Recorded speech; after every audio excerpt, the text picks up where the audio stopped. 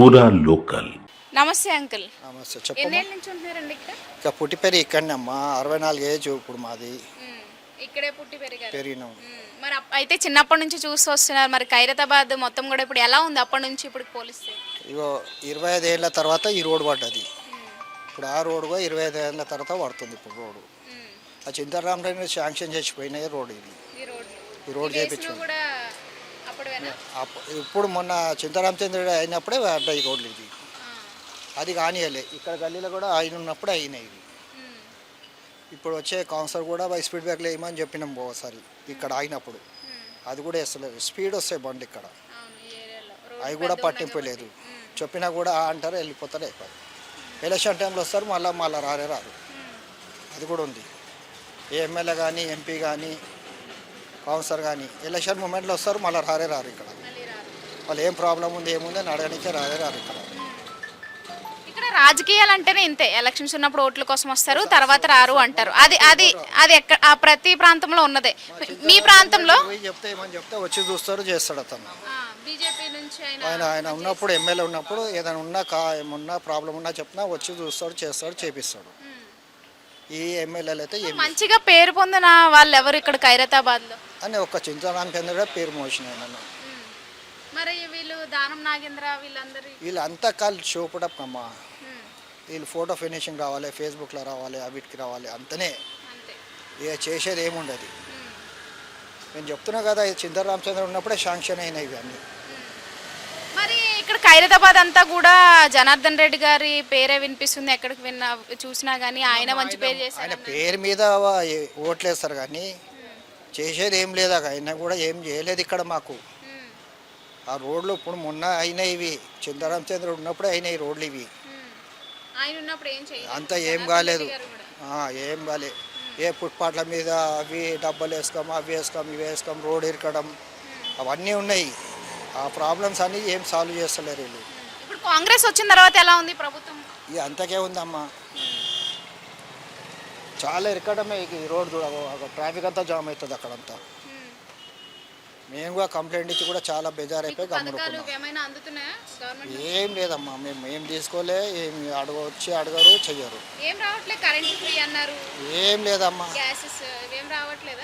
ఏమి ఇవ్వలే. మరి ఈ వార్త తెలుసా? ఇప్పుడు దానం నాగేంద్ర గారు రిజైన్ చేసే పనిలో ఉన్నారు. ఒకవేళ రిజైన్ చేస్తే కనుక ఉప ఎన్నికలు వస్తాయి ఇక్కడ. ఎవరు వచ్చినా ఏం చేయరమ్మా, కుళ్ళ చెప్తా నేను. ఏ ఎమ్మెల్యే చేయరు ఇక్కడ.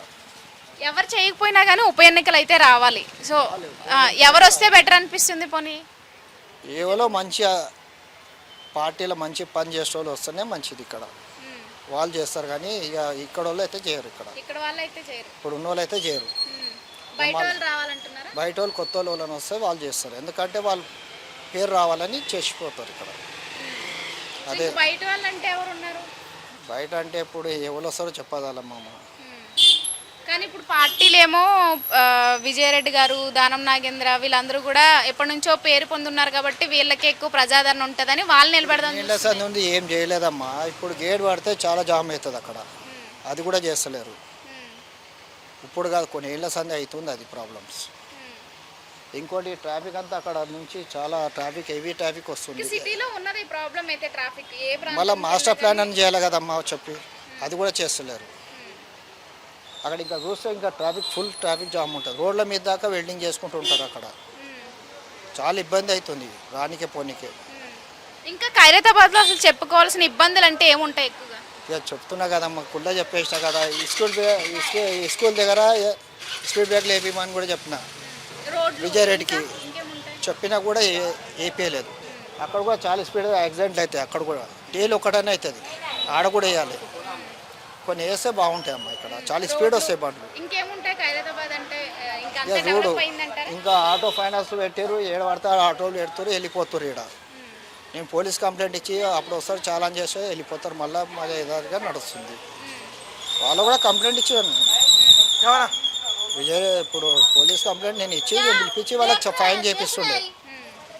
వాళ్ళంతసేపు వెళ్ళిపోతారు, వాళ్ళు వచ్చినప్పుడు మళ్ళీ పెట్టేస్తారు. అంతే, అదే ప్రాబ్లమ్స్ ఉన్నాయి మాకు ఇక్కడ. మరి బీజేపీ నుంచి ఒకవేళ మళ్ళీ చింతల రామచంద్రరెడ్డి గారు ఒకవేళ మళ్ళీ కానీ పోటీ చేస్తే ఆయనకి ఛాన్సెస్ ఉన్నాయి ఇక్కడ? ఉన్నాయమ్మా. ఇప్పుడు ఎందుకంటే ఆయనకైతే ఉన్నది కానీ కార్యకర్తలు కొంతమంది వెళ్ళిపోయారు వాళ్ళకి నుంచి మంచి అతను వెళ్ళిపోయారు. వేరే వాళ్ళు కొత్త వాళ్ళు వచ్చారు కానీ వాళ్ళు చేయరు, కొత్త వాళ్ళు చేయరు. పాత వాళ్ళు అంటే వాళ్ళ ముఖాలు చూసి ఇక్కడ వేస్తారు ఓట్లు. ఇప్పుడు నేను కూడా పక్క జరగవలసి వచ్చింది. ఎందుకంటే కొంతమంది పార్టీలో కొంతమంది మంచోళ్ళు లేరు బీజేపీలో, అందుకే పక్క సో జరగవలసి వెనక చిన్న చిన్న నాయకులు ఎవరు కూడా సపోర్ట్ లేరు, వచ్చి చూసేది లేదు, ఏం లేదు.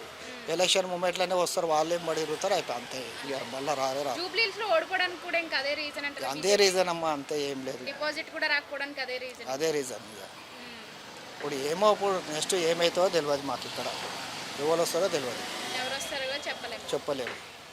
టాక్ ఆఫర్ అయితే ఉంటుంది ఇక్కడైతే. ఇప్పుడు విశ్వవర్ధన్ వెళ్ళి పెడతానని చెప్తుంది విజయారెడ్డి, ఇలా విజయారెడ్డి పెడతాను అంటున్నారు. ఇవన్నీ నడుస్తున్నాయి కొద్దిగా. ఇక దానందంలో కాంగ్రెస్లో ఉన్నాడు, బీఆర్ఎస్ కాంగ్రెస్ ఇంకా రాజీనామా చేయలేదు.